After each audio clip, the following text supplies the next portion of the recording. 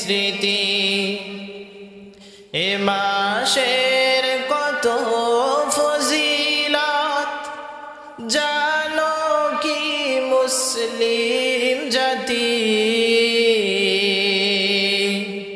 ভুলবো না ভোলা যায় নাকি মাহে রমজানের স্মৃতি, ভুলবো না ভোলা যায় নাকি মাহে রমজানের স্মৃতি।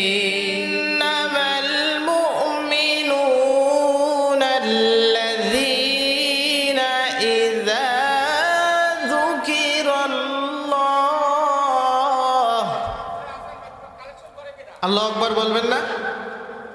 জোরে বলে আল্লাহু আকবার। ওয়াজিলাত কুলুবুহুম ওয়া ইযা তুলিয়াত আলাইহিম আয়াতুহু যাদাতহুম ঈমানা ওয়া আলা রাব্বিহিম ইয়াতাওয়াক্কালুন। আল্লাহ তাআলা বলেন ইন্নামাল মুমিনুনা আল্লাযীনা ইযা যুকিরাল্লাহ। আল্লাহ তাআলা বলেন যখন মুমিন বান্দাদের সামনে মালিকের কোরআনুল কারীম থেকে তেলাওয়াত করা হয়, কোরআনুল কারীমের তাফসীর ব্যাখ্যা বিশ্লেষণ করা হয়, ওয়াজিলাত কুলুবুহুম ওয়া ইযা তুলিয়াত আলাইহিম আয়াতুহু যাদাতহুম ঈমানা। বলে মুমিনের সামনে যখন কোরআনুল কারীমের তাফসীর করা হবে, তেলাওয়াত করা হবে, মুমিনের অন্তর তখন কেঁপে উঠবে। কি হবে? কেঁপে উঠবে।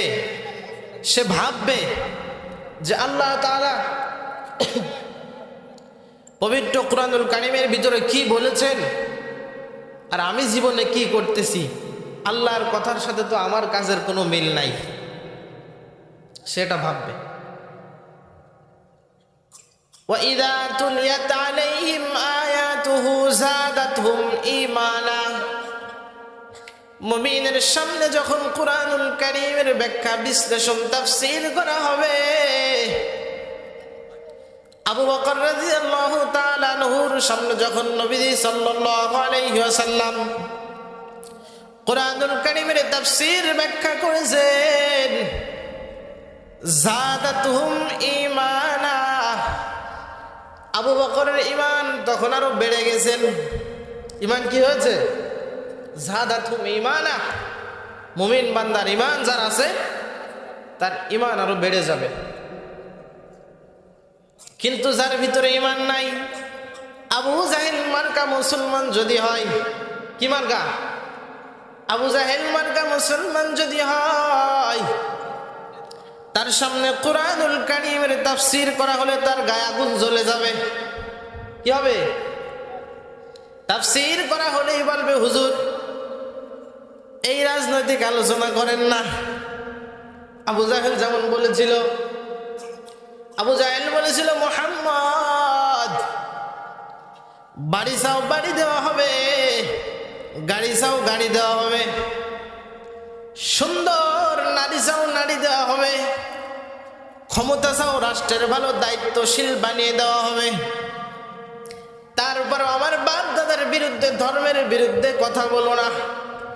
হ্যাঁ, আবু জাহেলের কি ঈমান বাড়ছিল? কোরআন তেলাওয়াত, কোরআনের তাফসীর, মুমিন বান্দার ঈমান আরো বেড়ে যাবে। কিন্তু আবু জাহেল মার্কা যারা ঈমান থাকবে না যাদের, তাদের ঈমান কিন্তু বাড়বে না, তাদের শয়তানি আরো বেড়ে যাবে। আলহামদুলিল্লাহি রাব্বিল আলামিন। আল্লাহু আকবার। প্রথম আয়াত কি? আলহামদুলিল্লাহি রাব্বিল আলামিন। আমরা 50 বছর, 60 বছর, 80 বছর বয়স হয়ে গিয়েছে, সূরা ফাতিহা পড়তেছি, এর অর্থ কি, আল্লাহ তাআলা কি বলছে আমরা কি জানি? ধরলে অনেকেই আমরা জানি না। আল্লাহ তাআলা বলতেছে আলহামদুলিল্লাহি রাব্বিল আলামিন, সকল প্রশংসা একমাত্র কার জন্য? কার জন্য? আল্লাহ কোরআনুল কারীমের ভিতরে বলেছেন সকল প্রশংসা একমাত্র কার জন্য? জোরে বলেন। সকল প্রশংসা যদি আল্লাহ তাআলার জন্য হয়, আল্লাহ তাআলা কুরআনুল কারীমের ভিতরে বলেছেন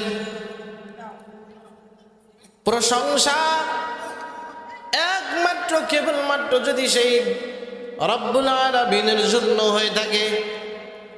তাফসীর ভালো করে বুঝবেন। আমরা তো দেখি দুনিয়ার জমিনে শুধু আল্লাহর প্রশংসা আদায় করা হয় না, বান্দার মানুষেরও প্রশংসা করা হয়, হয় না? শুধু কি আল্লাহর প্রশংসা আদায় করা হয়? মানুষের প্রশংসা আমরা আদায় করি না? কোনো মানুষের কণ্ঠ যদি ভালো হয়, বলি তোমার কণ্ঠ কত সুন্দর, বলি না? প্রশংসা করি না? কারো চেহারা যদি সুন্দর হয়, তার প্রশংসা করে বলি তোমার চেহারা কত সুন্দর। রাঁধুনির রান্না যদি ভালো হয়, বলি বাবুর্চি তোমার রান্না বড় সুন্দর, বলি না? লেখনির হাতের লেখনি যদি সুন্দর হয়, বলি তোমার হাতের লেখা বড় সুন্দর। প্রশংসা আদায় করি না? গাছের আম যদি ভালো হয়, বলি তোমার গাছের আম বড় মিষ্টি। গাছের কাঁঠাল যদি ভালো হয়, বলি তোমার গাছের কাঁঠাল বড় সুন্দর, বলি না আমরা? কিন্তু আল্লাহ তাআলা বলেন আলহামদুলিল্লাহি রাব্বিল আলামিন, সকল প্রশংসা একমাত্র কেবলমাত্র কার জন্য? জোরে বলেন। কিন্তু আমরা তো দেখি প্রশংসা কেবল আল্লাহর জন্য করা হয় না। দুনিয়ার জমিনে মানুষ যদি ভালো ফলাফল করে বলে তারও প্রশংসা আদায় করা হয়। আমরা তো দেখি মানুষ মানুষের প্রশংসা করে। মাইকওয়ালা যদি ভালো মাইক সার্ভিস দেয়, আমরা ওয়াজ করে লাস্টে বলি আপনার মাইক বড় সুন্দর। মাইকের নাম থাকে, মিডিয়ায় প্রচার হয়, আমরা বলি এই মাইক বড় সুন্দর। সেই এলাকায় অঞ্চলে যখন যাই বলি ওই মাইকটা ভালো, গলা টানে নাই, ওই মাইকটা নিয়ে প্রশংসা করি না? কিন্তু আল্লাহ বললেন প্রশংসা একমাত্র আমার। আমরা তো দেখি দুনিয়ার জমিনে মানুষ মানুষের প্রশংসা করে, করে না? প্রশংসার সৃষ্টি কেমন, পদ্ধতি কেমন হবে আল্লাহ তাআলা শিক্ষা দিয়েছেন। আল্লাহ বলে দুনিয়ার জমিনে মানুষ মানুষের প্রশংসা করবে, এটাই তো স্বাভাবিক, করবে না?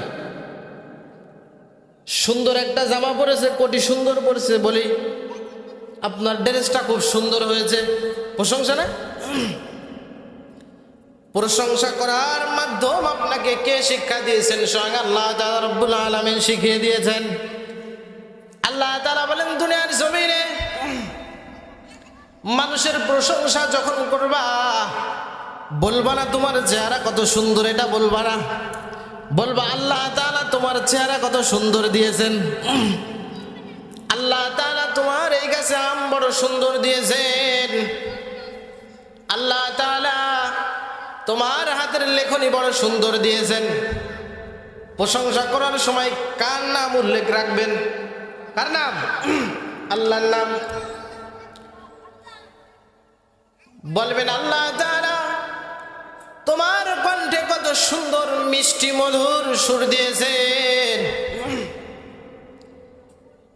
মুফাসসিরিন ইকরাম তাফসীরের ভিতরে লিখেছেন আপনি যখন এইভাবে প্রশংসা আদায় করবেন, বান্দার প্রশংসা আদায় করা হবে,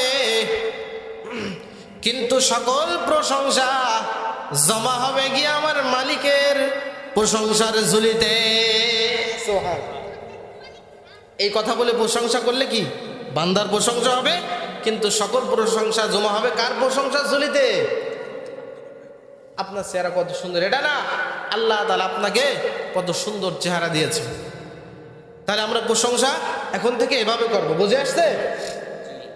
আল্লাহ তাআলা শিখিয়েছেন আলহামদুলিল্লাহি রাব্বিল আলামিন, সকল প্রশংসা একমাত্র কার জন্য?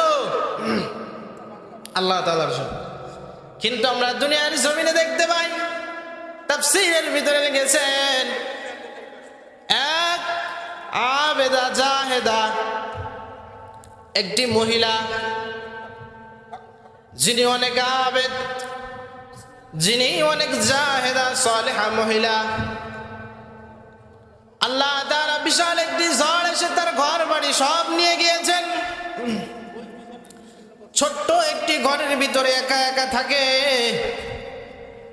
দুনিয়ার জমিনে আর কোনো আত্মীয়তার নাই। বাড়ির সামনে ছোট একটা জমিন ছিল, জমিনের ভিতরে সুন্দর ফসল হয়েছে। আল্লাহর বান্দি ফসল দেখার জন্য জমিনের কাছে গিয়ে ফসল দেখছেন। ফসল দেখে বড় সুন্দর, দেখে মনটা বড় খুশি। সাথে সাথে একটা আগুনের বাতাস এসে ফসলগুলো সব পুড়ে ছাই করে দিয়ে যায়। আল্লাহর বান্দি আল্লাহর শুকর আদায় করে হামদা গাইতেছেন, আলহামদুলিমান কদ্দারা খায়রান ওয়া খাবালা, আলহামদুলিমান কদ্দারা খায়রান ওয়া খাবালা, ওয়াশ শুকরু লিমান সাওয়ারা হুসনান ওয়া জামালা, ওয়াশ শুকরু লিমান সাওয়ারা হুসনান ওয়া জামালা, ফরদুন সামাদুন আন সিফাতিল খালক বারিউন, ফরদুন সামাদুন আন সিফাতিল খালক বারিউন, রব্বুন আযালিয়ুন খালাকাল খালকা কামালা, রব্বুন আযালিয়ুন খালাকাল খালকা কামালা। প্রশংসা করতেছে কার? আল্লাহর। এক ব্যক্তি বলে, ও মহিলা, তোমার ফসল তো পুড়ে ছাই হয়ে গেল, প্রশংসা কেন করতেছ? আমাদের ভিতরেই স্বভাব আছে। ধান লাগিয়েছেন, ধান যদি সুন্দর হয়, বছর শেষে ফসল যদি সুন্দর হয়, লোকে বলে ফসল তো তোমার বড় সুন্দর হয়েছে। তখন আপনি আমি বলি, কে লাগিয়েছে দেখবা না, কে লাগাইছে? এদিক খেয়াল করি। ফসল যদি সুন্দর হয়, আমরা বলি কি, কে লাগিয়েছে দেখো না, ক্রেডিট কার, বলি না? সুন্দর পরিচর্যা করেছি, সার দিয়েছি, পানি দিয়েছি, ফসল সুন্দর হবে না, দেখো না কে লাগিয়েছে, ক্রেডিট কার, আমরা বলি না? ফসল যদি খারাপ হয়, বলি কি আল্লাহ দেয় নাই, বলি না? ভালো হলে ক্রেডিট আপনার আমার, ফসল খারাপ হলে দোষ সব আল্লাহ দিয়ে দিই, দেই না? আমাদের ভিতরে স্বভাব। ভালো হলে বলি আমি লাগিয়েছি, ক্রেডিট আমার, খারাপ হলে বলি আল্লাহ তাআলা দেয় নাই, কি করব? খারাপ হলে দোষ সব আল্লাহ তাআলা দিয়ে দেয়। কিন্তু এটা করা যাবে না। ফসল দেওয়ার মালিককে, জোরে বলেন, ফসল নিয়ে যাওয়ার মালিককে। মহিলা বলতেছে, ও বাবা, ফসল দিয়েছিলেন আল্লাহ তাআলা, তিনি ফসল দেওয়ার মালিক, ফসল নিয়ে গিয়েছেন আল্লাহ তাআলা, তিনি নেওয়ার মালিক। আমার এখানে হাত কি আছে বলো? ফসল যদি না দিতেন আমার কিছু করার আছে? আছে? ফসল দেওয়ার মালিককে। সুখে থাকো দুঃখে থাকো, শুকরিয়া আদায় করবা কার? জোরে বলেন, কি দিয়া শুকরিয়া আদায় করতে হবে? আল্লাহ তাআলা শিক্ষা দিয়েছেন সূরা ফাতিহার প্রথম আয়াত। প্রথম আয়াত কি সকলে পড়ি? আলহামদুলিল্লাহি রাব্বিল আলামিন। সমস্ত প্রশংসা কার? একমাত্র আল্লাহ তাআলার, যিনি এই পুরো জগতের মালিক, সমগ্র জগতের মালিক। 2 নম্বর আয়াত আল্লাহ তাআলা বলেন, ও বান্দা শোনো, দুনিয়ার জমিনে আমি মালিকের গুণগান করবা। কোন শব্দ দিয়ে করবা, কিভাবে করবা তোমার তাও জানা নাই। দ্বিতীয় আয়াত আল্লাহ তাআলা বলেন, আর রহমানির রহিম। কয় নম্বর আয়াত? আর রহমানির রহিম। এখানে একটা সলে মুকদ্দার আছে। রহমান অর্থ দয়াময়, রহিম অর্থ দয়াময়। আল্লাহ তাআলা দুইটা দয়াময় এক জায়গায় দিয়া বুঝাইলেন, বান্দা শোনো, রহমান অর্থ দয়াময়, যেই দয়াটা দুনিয়ার জমিনে আম ভাবে সবাই পাবে। আল্লাহ তাআলার দয়া মুসলমানও পাই, হিন্দু যারা আছে তারাও পায় না? মুসলমান, হিন্দু, খ্রিস্টান, বৌদ্ধ সবাই এক বাজারে আমরা বাজার করি, এক নদীর মাছ খাই, এক জায়গায় চলাফেরা করি। আল্লাহর দয়া কি হিন্দু পায় না? খ্রিস্টান পায় না? আল্লাহ যদি আল্লাহর প্রিয় বান্দা হিসেবে দয়া দিতেন তাহলে তো হিন্দু দয়া পাত না, পাইতো? তো মানে আল্লাহর প্রিয় যারা, অবাধ্য যারা, প্রিয় ছাড়া যারা অবাধ্য আছে তারা তো আল্লাহর দয়া পাইতো না, পাইতো? দুনিয়ার জমিনে আল্লাহ বলে এটা হলো আমভাবে দিয়ে দিয়েছি, সবাই আমার দয়া পাবে। রহিম অর্থ দয়াময়, রহিম অর্থ এমন দয়াময়, সেই দয়াটার আমভাবে সবাই পাবে না। সবাই পাবে? রোজা না রেখে ঈদগার ময়দানে তুমি রোজাদার সেজে বসেছো, তুমিও আল্লাহর দয়া পেয়েছে না? নাহলে কেউ রোজা না থাকা বোঝাদার মানুষ রোজাদারের ভিতরে বসতে পারতো? আল্লাহ যদি দয়া না দেখাইতো পারতো? শুক্রবার মসজিদের ভিতরে ইমাম সাহেব বয়ান করতেছে, সভাপতি সাহেব কমিটির লোক ঠিক মতো নামাজ তো পড়ে না। আপনাদের এদিকে এমন না, আমাদের ওদিকে আছে, ঠিক মতো নামাজ পড়ে না, ক্ষমতাশীল দেখে পদ পেয়েছে, মসজিদে মানুষ ভরে গেছে। সকলের শেষে আইসা মানুষকে বলে সরো সরো, ঠেলে যে সামনে যে বসবে তার জায়গা সামনে। ইমাম সাহেব বলে আসেন আসেন। আরে ইমাম, তেল মারা ইমাম আসে না? আল্লাহ যদি দয়া না দেখাইতো সপ্তাহে তোমাকে একদিনও পাওয়া যায় নাই, আজকে শুধু শুক্রবার পাওয়া গিয়েছে। আল্লাহ যদি দয়া না দেখাইতো ফেরেশতা দিয়া মসজিদের বাইরে থেকেই তোমার বের করে দিত, ঢুকতে দিত না।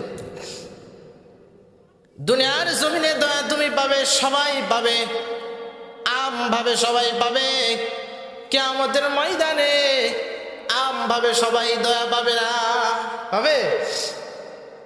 কিয়ামতের ময়দানে খাস কিছু কিছু ব্যক্তি, আল্লাহর প্রিয় গোলাম যারা, তারা শুধু দয়া পাবে, তাছাড়া সবাই দয়া পাবে না। কিয়ামতের ময়দানে মসজিদে জুমার দিন যেমন সারা সপ্তাহ কোনো নামাজ না পড়ে, দীর্ঘ একটা মাস রোজা না রেখে বোঝা থেকে তুমি রোজাদারের সাথে যা বসলা ঈদগার ময়দানে, মানুষ কেউ দেখে নাই কিন্তু একজন দেখছে, তিনি কে? জোরে বলেন। কিয়ামতের ময়দানে যদি যাও মালিকের প্রিয় গোলামদের সাথে, তুমি চোর বাটপার সাদাবাজ দর্শক খুনি, তুমি যে ওই মালিকের প্রিয় বান্দার সাথে দুনিয়ার জমিনে যেমন করছে এমন করতে পারা যাবে? ওই ময়দানে কিন্তু সবাই আল্লাহর দয়া পাবে না। তুমি বুঝাদার মানুষ, ঈদগার সামনে যে বসেছ, তোমার মুলাকাত করতেছো, তুমি এমন জোরে চাপ দিচ্ছ, তোমার মুলাকাতের ঠেলায় রোজাদারের হাড্ডি গুড্ডি ভাঙে যায়। তুমি তো রোজা রাখো নাই, তুমি এমন জোরে যায় ওখানে, এমন ভাব তোমার মনে হয় তুমি 30টার জায়গায় রোজা রেখেছো 60টা, অথচ রোজা একটাও রাখে নাই। আছে না? আছে। কিয়ামতের ময়দানে কিন্তু তুমি দয়া পাবে না। এজন্য গুণগান করবো কার? জোরে বলেন। মালিকের আল্লাহর গুণগান আপনি কোন সময় গাইবেন? নেতার গুণগান গাইতে গাইতে আল্লাহর গুণগান গাওয়ার সময় আপনার নাই। নেত্রীর গুণগান গাইতে গাইতে প্রিয় মালিকের গুণগান করার সময় আপনার নাই। আছে?